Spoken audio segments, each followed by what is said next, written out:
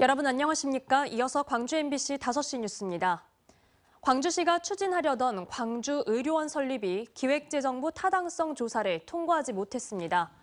광주시는 오늘 열린 기획재정부 재정사업평가위원회 회의에서 경제성과 정책성 등을 반영한 종합평가에서 통과 기준인 0.5점을 넘지 못했다고 밝혔습니다. 광주시는 기획재정부 최종 분석 보고서를 면밀히 분석해 부족한 점은 보완하고 의료원이 없는 울산시와 연대해 의료원 설립 제도전에 나설 예정입니다. 한편 전국 17개 시도 가운데 공공의료원이 없는 곳은 광주와 울산, 세종뿐입니다.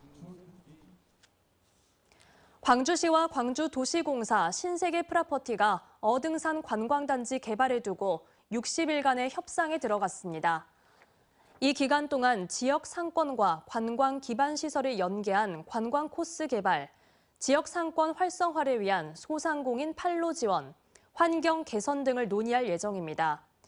이에 따라 광주시는 실무 협상단을 구성해 공모 지침을 근거로 사업 이행 방안 등을 구체화하고 사업 계획서에 대한 면밀한 분석을 통해 쟁점 사항을 신세계 측과 해결해 나갈 방침입니다.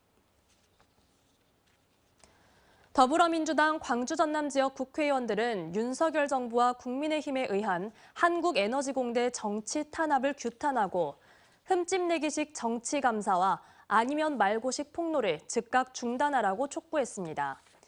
이들은 국회에서 기자회견을 열고 민주당은 한국에너지공대에 대한 흑색 선전 수준의 정치 공세를 제2의 호남권 지역 차별이자 지난 정부의 정책에 대한 부당한 정치 탄압으로 규정한다며 앞으로 강력히 투쟁해 나가겠다고 밝혔습니다. 광주 도시가스 요금 인상 계획이 즉각 중단돼야 한다는 주장이 제기됐습니다.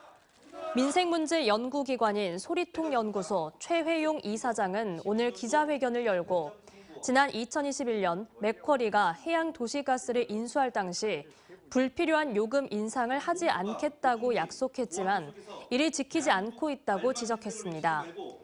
강수훈 광주시 의원도 지난주 시의회에서 황제 배당을 한 맥쿼리가 도시가스 공급 비용 인상을 검토하고 있다고 한다고 주장한 바 있습니다.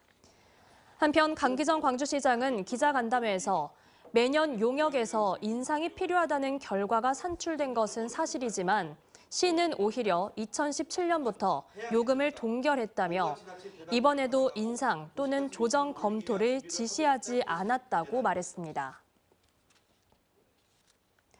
창사 55년 만에 첫 파업의 기로에 섰던 포스코 노사가 밤샘 회의 끝에 잠정 합의안을 도출했습니다.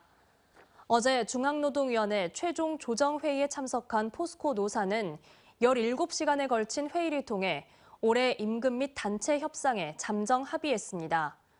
합의안은 기본급 17만 원 인상과 주식 400만 원 지급, 일시금 250만 원 지급 등으로 포스코 노조는 잠정안 수용 여부에 대한 조합원 찬반 투표를 진행할 계획입니다.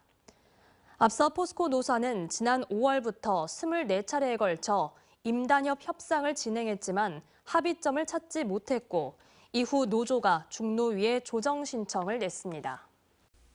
언제 어디서나 내 손 안의 뉴스. 광주 MBC 뉴스 유튜브 구독으로 함께하세요.